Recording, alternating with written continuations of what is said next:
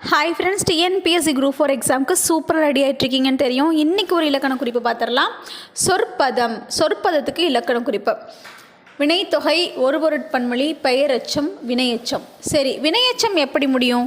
உ அல்லது இ விகுதிகளில் முடியும். வந்து, இருந்து அப்படின்னு சொல்லி உ அல்லது இ விகுதியில் முடியும். அப்போ இது வினையெச்சம் இல்லை. அடுத்து பெயரெச்சம் வந்து ஆ விகுதியில் முடியும். வந்த பையன், படித்த மாணவன் அப்படின்னு பெயரை கொண்டு முடியும். சரி, அப்போ இது சொற்பதம் வந்து பெயரெச்சமும் இல்லை. வினைத்தொகை என்ன செய்யும்? 3 காலங்களும் காட்டி வரும்.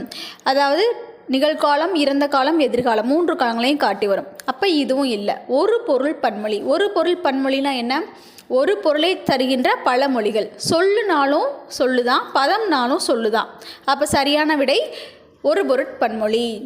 டிஎன்பிஎஸ்சி பற்றிய பயனுள்ள தகவல்களுக்கு நம்ம சேனலை மறக்காமல் சப்ஸ்கிரைப் பண்ணுங்கள். நன்றி.